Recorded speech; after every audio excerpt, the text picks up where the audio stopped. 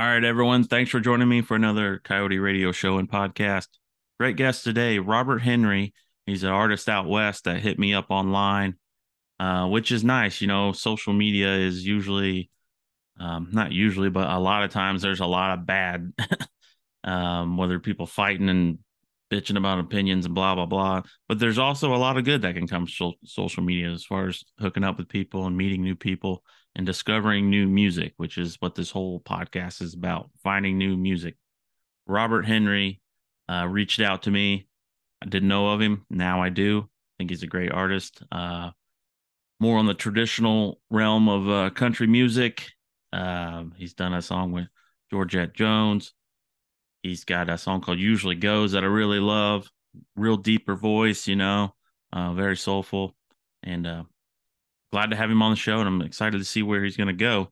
We're going to talk about a record that he has called In the Works, getting ready to come out here eventually. As you know, like it says, it's in the works. So, but before we do that, I want to mention the new T-shirts here that are still they're online at the Coyote Radio Show and podcast.com. Got the cool logo on the front, then on the back, zero tolerance for corn dick pop country. Pick that up at the website. There's some other cool items on there too, so check it out. And also, we have a Patreon or a PayPal link if you would like to donate, help the show grow. Do us a favor, like, share, subscribe, hit us up on YouTube. We're on all the social medias except for Twitter. I'm not a tweeter. That's just not me. But uh, anyway, that's usually how it goes. So let's go talk to Robert Henry.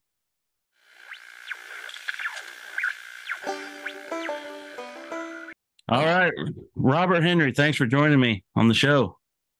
Yeah, thanks for having me on, man. Yeah, first time being on. So I usually start at the beginning. What kind of got you into music? Your upbringing? What were you exposed to when you started playing? I'm new to your music, um, and I'm already a fan. So yeah, if you could just kick it off from there, we'll kind of go down the rabbit hole. Yeah, man. So I always grew up with country music. You know your basics, your George Jones, your Hank Williams, your Merle Haggard, all that stuff. Buck Owens. Um, and funny thing, not a funny thing, but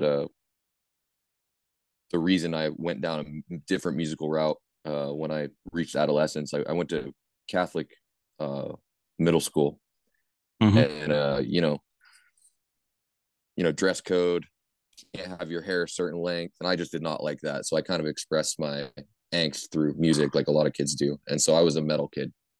I was super into thrash metal, punk, death metal, all that. Had my own patch jacket that I sewed myself, high top Reeboks, spikes, chains, you name it, I did it. That's Um, that's awesome. but when I turned about 16 or 17, my voice just kind of dropped down to the basement, and I kind of full circle musically and figured out that all just kind of comes from the blues, and I'm actually a lot better at singing, uh, more like Johnny Cash than Rob Halford.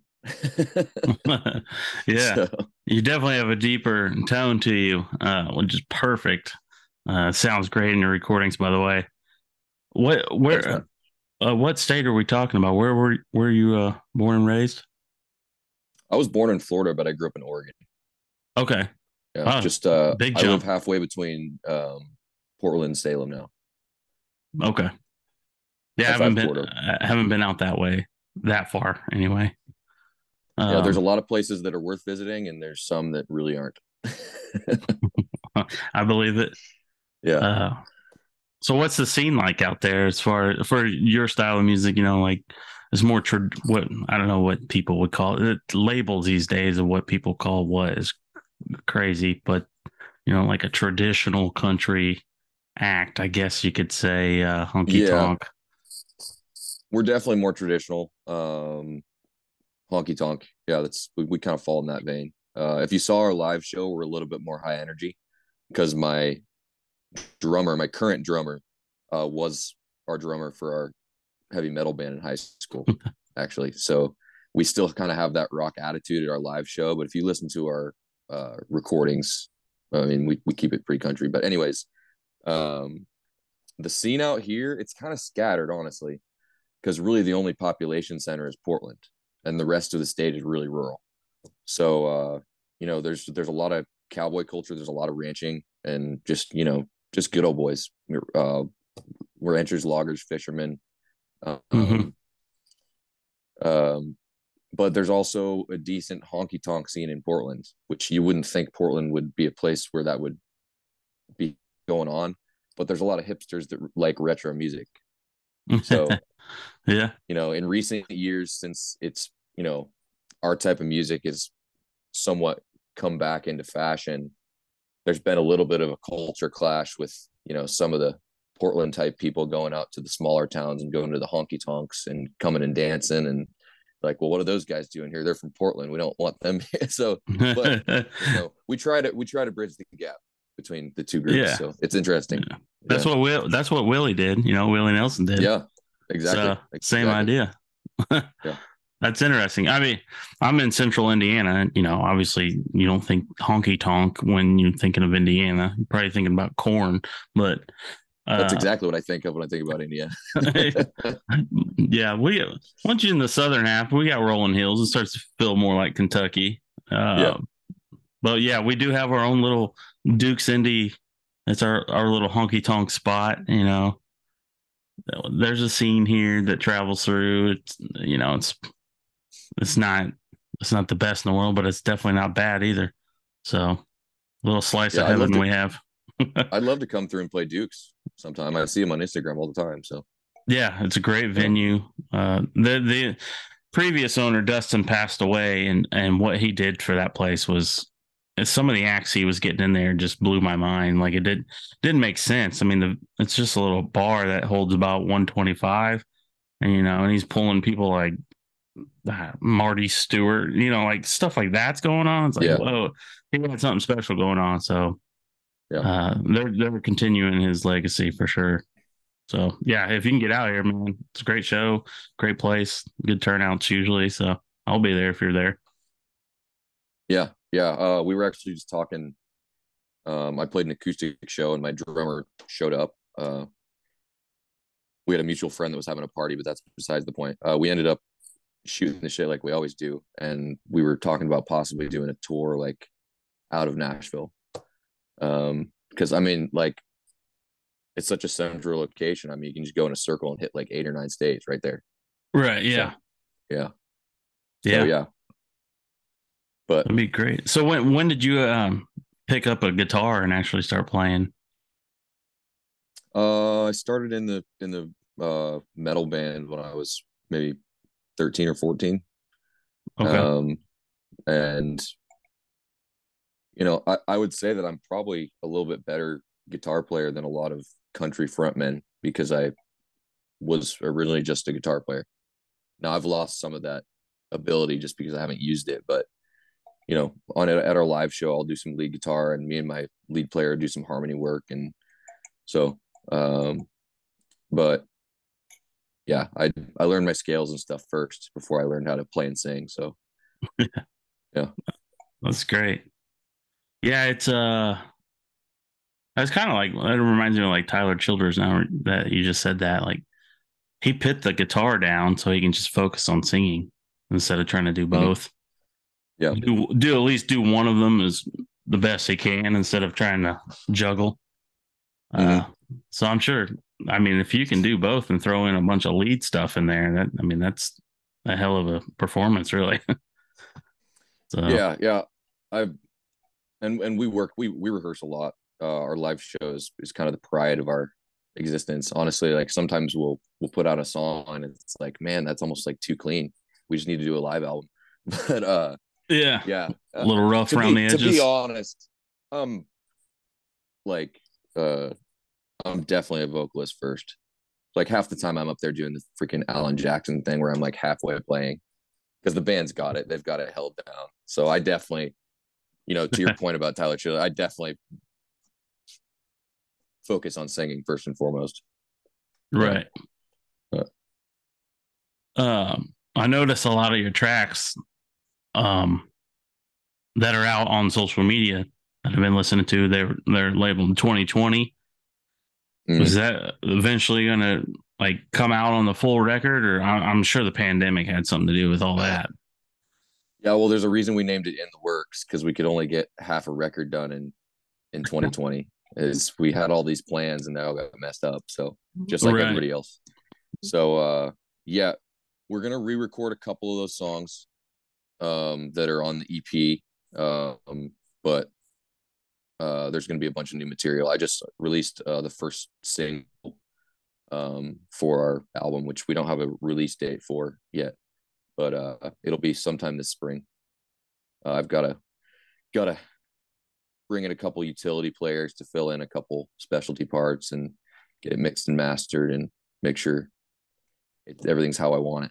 So, Okay. um, but sorry, where were we? I'm losing my Just train of thought. just the record in general. What Yeah, was it? What was the new? You said the newer one you just released. What was the title of that one? that's called The Last Cowboy Hat in California.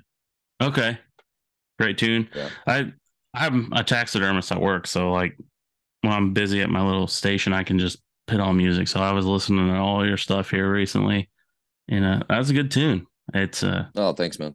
interesting to think about the last cowboy hat in California. Yeah, What's it's. I what mean, made you want to write that? being on the West Coast, but then also touring in places, in the middle of the country. We go into the inner West a lot. We're in Montana, um, the Dakotas, Wyoming, Idaho, all that. Um, and then, you know, I've toured Texas. I've done stuff in Nashville and all that, and going to all these uh, different places. Everybody seems to kind of complain about everybody moving there from California. So, but it, and the people that I talk to in those places that are from California, in a lot of cases, they're moving to those places because they kind of are of a similar mindset of people that are in the middle of the country. So I just had kind of, we had this idea of, all the people, because the cowboy hat has a certain connotation. Um, hmm and so it's just a visual aid, I guess, or I don't know how to say it. Uh, but you get it when the last cowboy hat leaves California. Right. Yeah. And part of that we're trying to talk on, and me and my drummer wrote this together. Uh, we're trying to touch on is, being from the West Coast, we also know that cowboy or there's still a lot of cowboy culture in California. Oh But yeah. a lot of those type of people are being driven out because it's gone very one way politically. And I'm not trying to take sides or anything. I'm just sitting back and writing about what I see. So hmm Yeah. Um,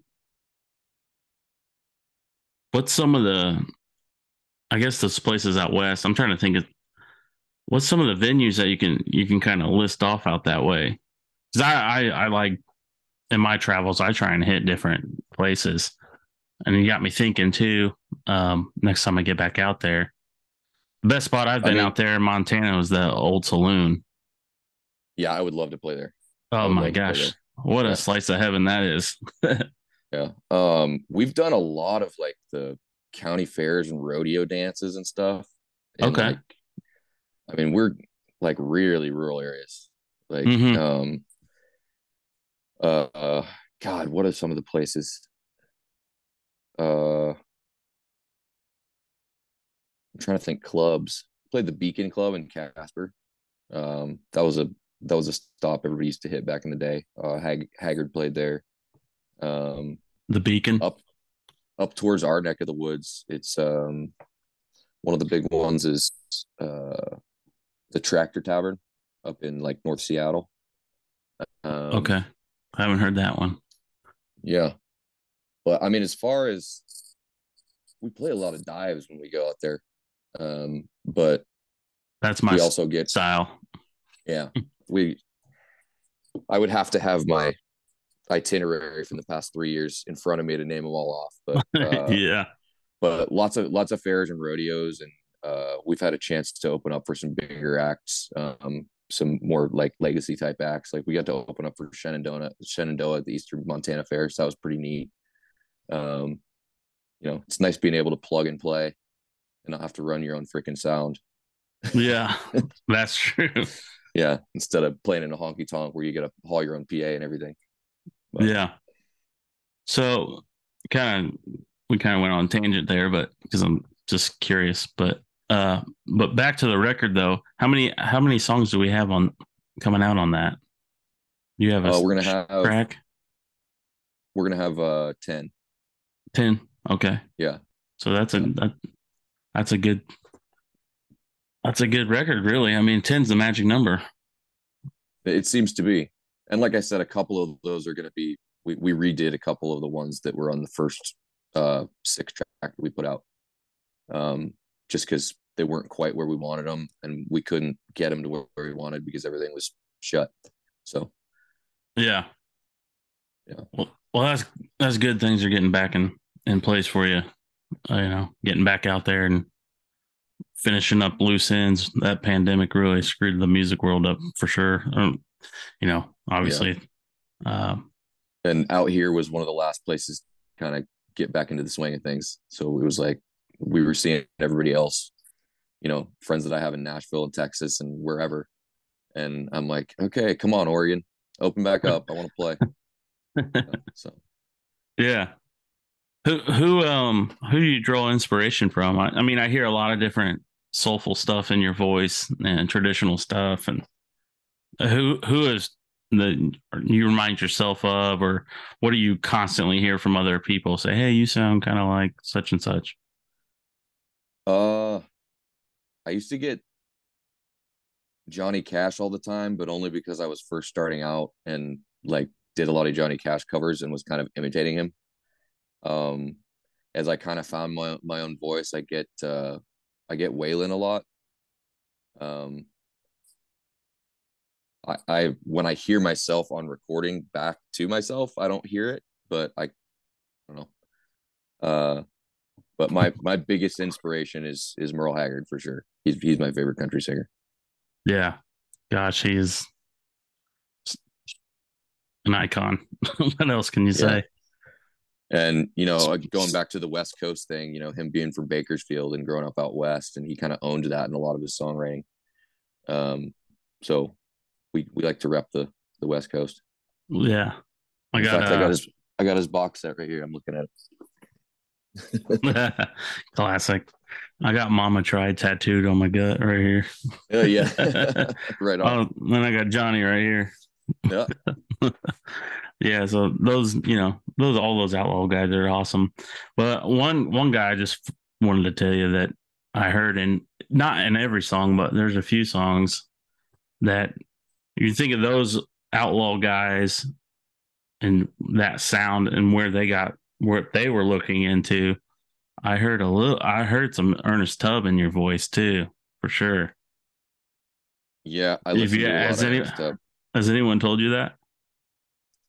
Maybe once or twice. Yeah, Yeah. yeah. And we cover some Ernest Tubb in our live show too. Oh, perfect. So maybe I maybe I picked some of his phrasing up just singing his cover songs so much. Yeah. But Yeah. man, that's a great compliment. He Yeah. didn't think he was a very good singer, apparently, but everybody else liked it. I don't remember the backstory. And something happened that he had some sort of, I don't know if it was surgery or something happened to him earlier in his career and it changed his voice. And they told him he'd never sing again or whatever. And that's what Yeah, his I voice think sounded like after that. And it worked fine for him. he had his tonsils out or something, Yeah, something. I can't and remember. then they told him not to sing, and then he still did.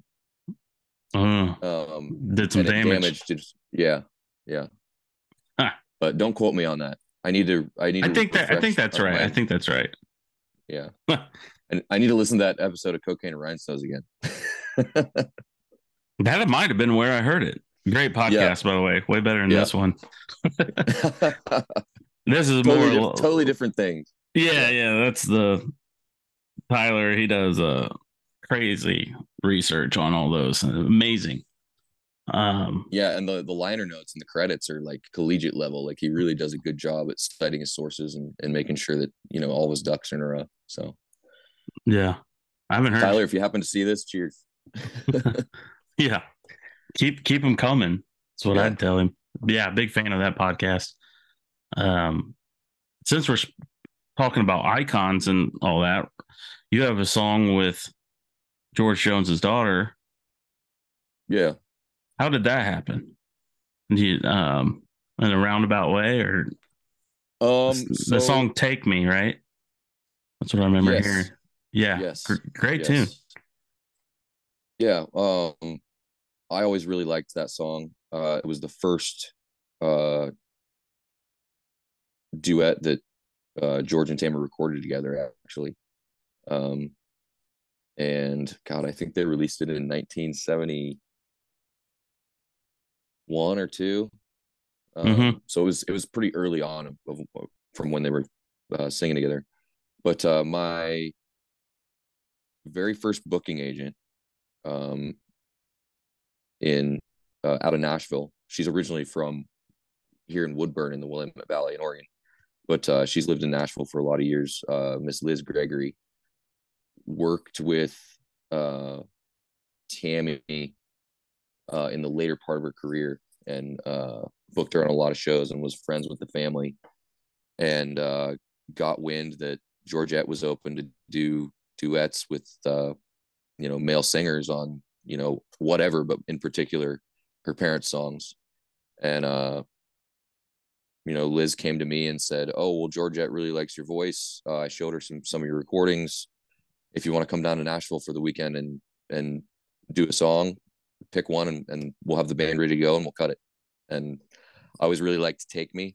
There's a clip of George Jones um, singing that song acoustic from the documentary "A Poem as a Naked Person," and that was the version that really hooked me. Not necessarily the duet, uh, but I always really liked the song. I think it's beautifully written, and it was really fun to. It's fun to mostly to hear the story from Georgette because the band tracked. It's maybe a 2-minute song or whatever. The band tracked the song.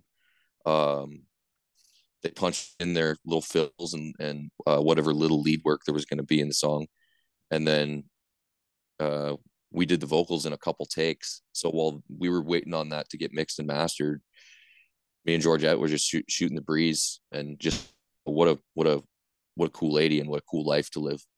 You know, Yeah, tons of amazing stories. yeah. That's always been a good tune. You did it justice. I'll tell you that. Covers are Thank you. hard, man. Covers are not, at least for me, I'm very weird about them.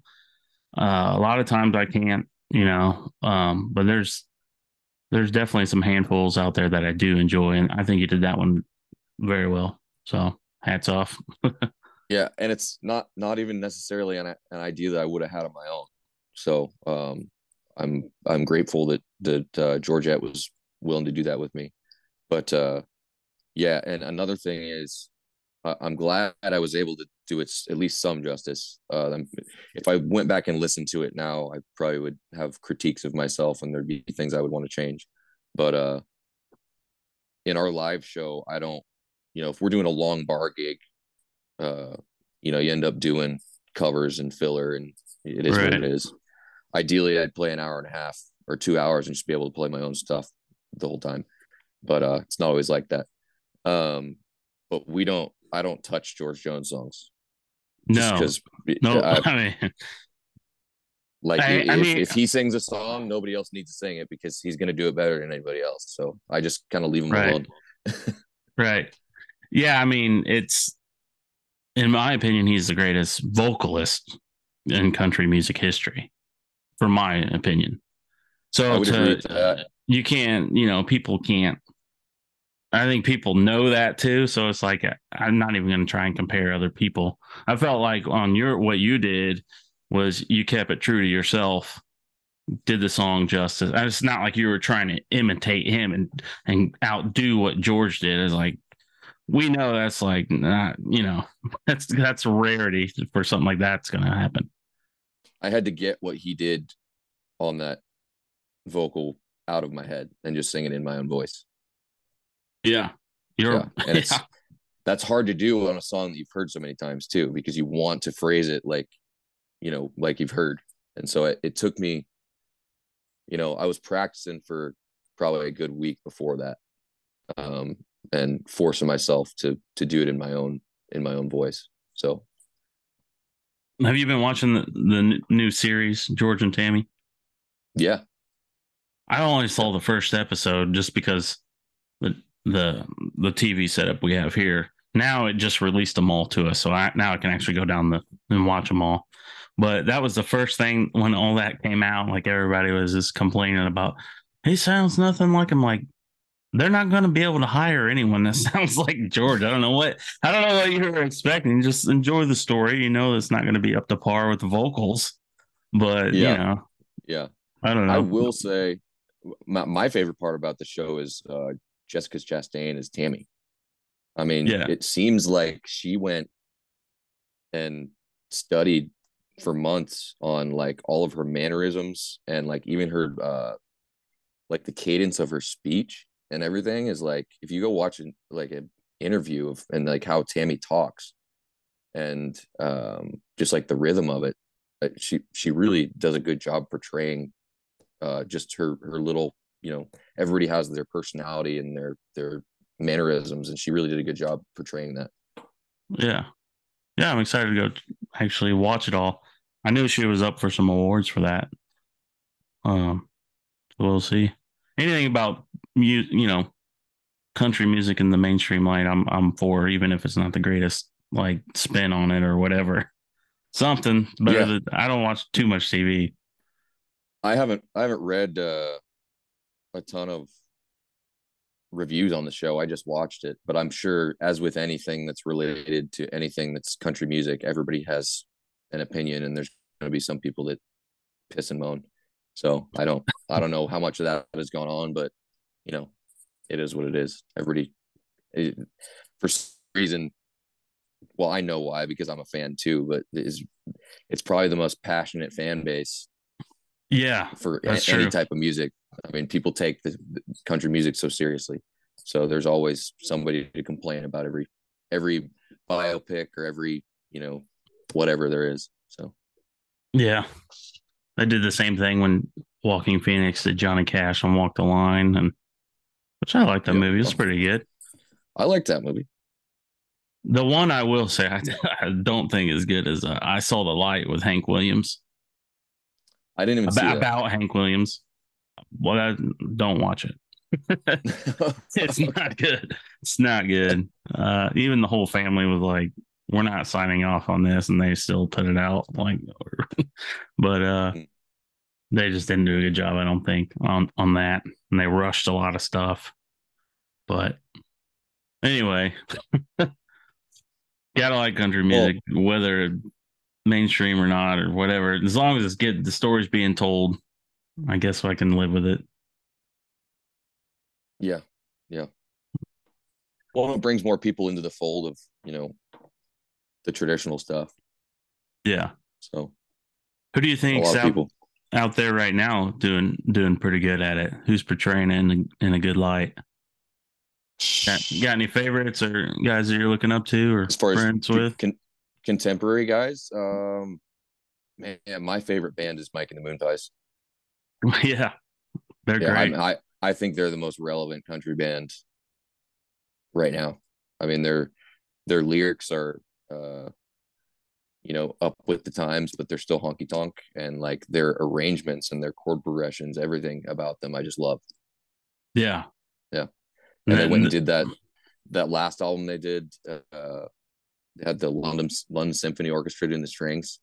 I mean, shit, it's just it's just cool. And I'm a purist. I'm a honky tonk guy. Like yeah, I'm much they're more of bending a it. They're bending the I'm rules there. I'm much more of a Buck Owens fan, straight ahead Telecaster and pedal steel than I am a Glenn Campbell fan with all the strings in the back, but they freaking made it work. I love that album. So Yeah, they, everything they put out, I just eat it up. they are something else. Great live performers too. I Yeah. saw them. Let's see, some point this past summer I saw them in town. They played at that Duke's Indy quite a bit back in the day. Mm-hmm. Now they've grown too big. They can't. They're too big for that venue. Uh, but yeah, he used to go. Mike used to get up there and he'd be playing on the bar, and that place would Yeah. be going crazy. People hanging in the rafters and shit. It was getting wild. Yeah. But yeah, I love they're doing a great job out there. I'm glad they're out. Being heard instead of yeah. the pop radio stuff. I can't do it. Yeah. I don't well, that's a given. It's not that's I don't need to give my opinion on it because you can probably already guess where I stand on that. But whatever.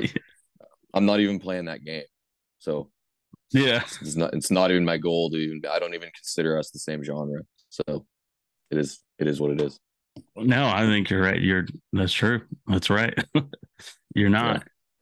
It's not worth bitching about because I'm never, now I try. there's now on the other hand, I just saw on Instagram today that it was Paul Coffin's going to be doing a tour with Eric Church. And I mean, I consider Eric Church pretty mainstream. I mean, I guess he's Yeah. supposed to be the outlaw of the mainstream guys, but uh No, he's but not. that's yeah, I don't yeah. Um yeah, we have the same taste in music. But Yeah. yeah, I saw Paul Coffin was going to be on tour with him, and I think that's freaking awesome. I love when guys that are started out DIY like that can break into that bigger scene. That's awesome. So Yeah. it makes it seem like it's possible. But you know, realistically, I'm pretty hard country, and that's not marketable. So I'm gonna market my stuff to the people who are gonna listen. I'm not gonna try and break into a scene that nobody gives a shit about me in. Right. It's man, it's like the wheel. You're not going to reinvent it, but a lot of that stuff comes back around that becomes popular again. Mm-hmm. I don't know. You hear, I've said it. I mean, there's conversations I've had on here, and hell, the t-shirt merches I come have out now called the backup says zero tolerance for pop. Well, shit, I got the poster right here. Zero tolerance for corn dick pop country. I mean, I thought the slogan would sell, but like, I don't want to be this guy though that's always bitching about like this shit sucks on the radio. It's like I don't have time Yeah. for it. But like at the end of the day, I'm sure like I get along with a lot of those guys. Like we could probably go out hunting and have a beer or whatever, hang out. But like, just don't play your music around me. That's all I would tell them. Like I don't want to hear it. So, Yeah. but hopefully it comes around and like what's on the radio will be more, traditional and shit like what you're doing and Mike and the Moon Pies and I don't know. There's a debate that will never happen again. So we'll see. Yeah, I don't know. I don't have a crystal ball, but I mean it seems like our side of country music kind of just created its own thing. And with the dawn of streaming services and people listen to music online and not being beholden to what the radio plays to them, that's been the catalyst for a lot of people to flourish. Yeah. You might never have a number one hit, but people who care about that style are hardcore fans and they're going to listen. So Right. and guys are able to make a living at it that 15 or 20 years ago couldn't because there was no avenue to do that. So Yeah. Another name comes to mind. Um, Jesse Daniel. Do you like Jesse and what yeah, he's doing? yeah, great guy. I love what he's doing for the scene too. In that style of country. Uh, I'm more of a folk guy. I'm closer Appalachian Mountain, Appalachia, and I play banjo and folk music, and Mm-hmm. so like Kentucky music. I really love. I think they're doing the best job as far as my taste in country music. But that Western stuff, Western swing, and what Texas is bringing to the table, I love all that stuff too. You mentioned Buck Yeah. Owens. Gosh, that guy. He was a goofy son of a gun too, but he had a hell of Yeah. a voice. Like I Yeah. love some Buck Owens for sure. I probably listen to him a handful of times throughout the week at work on the playlist that I got going right now. But yeah, Yeah. most of the artists I I listen to, they're all dead. I'd say yeah. 75% of the people I listen to are dead. Yeah, especially in the last year, man. Like there was a few years there where I was really up on everything that was coming out um uh like right now. And I was listening to a lot of Vincent Bill Emerson, Jesse Daniel, Mike and the Moon Pies. I was, you know, everybody that was coming out contemporary. And in the past probably year or so, I've like delved like way into uh like going back into like the 40s, 50s, 60s. Like I've for whatever reason I made it a mission to listen to every George Jones song. like uh and yeah, going like deep into the catalog of Ernest Tubb and Bob Wills, and just getting really into that stuff, and some of the lesser known like Western swing stuff. Because I'm Yeah. always looking for, we've got a lot of like hard driving 4/4, Telecaster pedal steel, uh, like Waylon type songs. But Right. I'm always looking for like, what can we do melodically, like what can we do differently to like make those those signature guitar lines and different harmonies and all that stuff. And the further you go back and the closer the country gets to jazz, the more interesting it gets, in my opinion. Yes. And they used to do a lot of really cool shit. um and you'll hear some of that on the stuff that we release in the next number of months. So Yeah, that jazzy Western swing stuff. Bob Wills. Man, speaking of goofy dudes, that was another one too. yeah. Have you seen, do you see his smirks and the stuff in the videos? You see him, he just looks like a murderer or something. Yeah. Yeah. But he made Yeah. some damn good music. Uh, I'm a Bob Wills fan for sure. Yeah, yeah. Have you heard of There's a show I've had the host on of the show on here before. He's in Cleveland now. He does a little radio show called Dollar Country. Have you seen him on like uh Instagram or anything? I think I follow him on Instagram. Yeah. Did you actually listen to a show though? Not just see I like don't all the.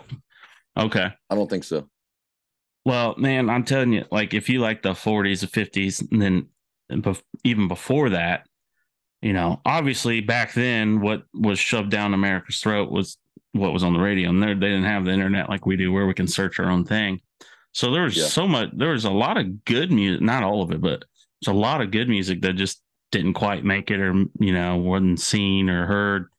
Might have been regional to the area as far as traveling and that sort of thing. Well, he worked at a record store, and he would go to the dollar bin and buy dollar records out, and he'll spin them, record them on, and make a radio show. And there are all these discarded old country western type songs from that time period, 60s, all that. And Mm-hmm. there's some hidden gems on there, man. It's called Dollar Country. And he puts it on Mixcloud is where you can listen to it for free. And it's That cool. sounds like something that I would like. Oh, dude, you'll go down that rabbit hole. He's got so many episodes on there. And it's nice because he'll like some of the songs he'll go in and like do some research. He'll be like, oh, this is from such and such. It was recorded at this place at the time when that was up and going in Texas, or this, and that, and the other. So he's got all the history involved with some of the Mm-hmm. songs, and it's something else. And anyone listening, check out Dollar Country on Mixcloud. If you like country music, you'll love it. Yeah. You hit on something there too with the regional thing. Radio used to be regional. Like you used to be able to Right. tell that you were driving through Wisconsin or Minnesota because the polka would be on. And you could Yeah. tell if you were in Oklahoma or Texas because it was Bob Wills or Ernest Tubb, and you could tell, you know, in California, you'd have like Hispanic music, and but that now it's all owned by, I don't know who's the big subsidiary, Clear Channel or whatever, and they're all Hmm. owned by the same couple companies, and they have a certain set of songs that they have to play, and there's no real room for a regional identity on the radio anymore. Yeah, it's terrible. I wish there was a way to break into that. Just give me one station. They're Yeah, the only ones that are still kind of where you can find that traveling. I notice is if you're listening to college radio stations where they got some that's college. I That's was about just the about to only say that. avenue where they'll spin some stuff depending on where you're at. Yeah, Uh, so that's interesting to think about. It's like I was driving the through. Walmarts of the world when it used to be mom and pop shops everywhere. Now there's just Walmarts everywhere. It's like that's what radio Yeah, is. so radios. Yeah, it's a microcosm of, yeah, exactly. Yeah, That's man. great. So what Should else I can should you go ahead? I'm sorry, I was cutting you I off. said I was just thinking out loud. I said I should write a song about that. Yeah, I mean, it's definitely Walmart got. radio. So usually goes is another one that I really like of yours. Man, you got a deep tone on that. I don't even know how you get down in there. I'm hearing some Alan Jackson too on some of this stuff. You ever heard Yeah, that? yeah, I've heard that. Okay. Um, Yeah. Storm the usually Gate. goes Storm the Gate. Yeah, yeah, yeah. I wrote that one when the producer I was working with kind of pissed me off. He was like, "You got to get the songs past the gatekeepers if you want to get on the radio." I was like, "Who said that I wanted to be on the radio? Like, I'm not. We're not pitching the song to radio. I just want to make my song." So, Storm the Gate. Yeah. That's when music goes bad. When you're just worried about, you know, trying to make money or whatever it may be to be on radio or in that instance or whatever it takes to get the next. I mean, obviously you need some sort of driving force to keep you going to make a living, obviously, Mm. like for guys to doing that. But if you notice all the big hits, and I remember a punk band talking about this for some reason years ago, and it just resonates so true with all genres of music. And it was about all these big hit songs. They don't have a message or anything behind them. There's nothing being said. It's so vague that the whole world can relate to it, Mm-hmm. whether it be a party song or whatever. It's like, yeah, tailgates, tall boys, blah blah blah, and everyone's like, cool, it's a great party song. But like the stuff that might tick people off or bring up a certain subject that's touchy or show raw emotion, not everyone will like that, but it has such more meaning and such a bigger message to it. And those are the songs that are, appealing to me. So to write a song to just cover the blanket of the world of like this is going to be a huge hit because everyone can relate to it, but there's no substance to it. It's just so vague. Yeah. Does that Oh, and make any sense? Or am I going off? that's that's the trick of pop music, really. I mean, you have to make it vague enough to appeal to the biggest number of people possible. Right. And the people that are doing that, especially behind the scenes, that are making the decisions, in a lot of cases, they don't care about the art. They're there to make a buck, and there's a place for that. But I think that there should all still be a place for uh more independent people that really have something to say. And I'm not, not every pop song is completely devoid of meaning or emotion, but I would say a lot of it definitely is, the majority. Yeah. Yeah. You know. Well, man, is there anything else you want to put out there before we sign off? Won't take too much of your time. We do a lot of BSing on this show. It's pretty laid back. Yeah, no, I like it. I like it. Man, you do sometimes we'll go on the local country stations or whatever, and they'll like they'll send you an email of what we're going to ask, and don't talk about this, and we're going to say this, and like don't take too much time here. And it's like, is this even an interview, or am I reading a script? So Uh, this is fun. I did a yeah, lot of I did a lot of shows like this during COVID because I wasn't playing, and I had released music, so I wanted to get the word out somehow. And this was always my favorite format. So I appreciate you having me on. But the only thing I would say is the best way to keep track of what I'm doing with my band. It's Robert Henry on Spotify. But the best way to keep track of me and my band, the Repeaters, get it, Henry, uh, is on Instagram, and that's just at Robert Henry Music. Um, and then, if you're on Facebook, you're basically going to see all the posts that we put on Instagram because it automatically goes there. Um, but yeah, yeah, follow us on Instagram. Go on Spotify, look up Robert Henry, or Apple Music, whatever platform you're on. My music's on there. Um, and check out our stuff. yeah. And as soon as that record's completely done, let me know. Share it on my end. Like I said, I'm a Yeah, fan now, so thanks for yeah, reaching I out. appreciate it. I appreciate it. So, Yeah, it was nice to hear, man. It was funny. You can cut this out if you want, but it was funny. no, go Like, well, ahead. some people reach out and they want to be on the show and they suck, but you don't. Like, when can you be on? So I Yeah, appreciated that. Thank you. yeah. Yeah. It's hard to pick and choose who comes on. I don't want to dull my stuff down with stuff that I'm not into. I can't fake it. I'm not saying that it's necessarily bad, but it might not just be for me, for the people, you Yeah, know, yeah. it's just how it goes. So I might think it sucks, but a lot of people might love it. So, but I think It's the yours way is it usually goes. good. So Yeah, I appreciate that, man. I Thanks caught for that. I caught that the way it usually goes. All yeah. right, Also, if you Robert. go on YouTube and look up Western AF, I'm on that channel too. And I'm singing Usually Goes. It's a fat version of me straight out of quarantine. So don't think that's actually what I look like. Oh, But it's just yeah, the camera angle, I man. got I got a little chipmunk face going. So That's nothing wrong me. with that. I was sitting at home drinking beer all through COVID. So that's what happens. Right on, man. Well, keep in All right. touch and keep it up, man. Yeah. Thanks for having me on, brother. All right. See ya.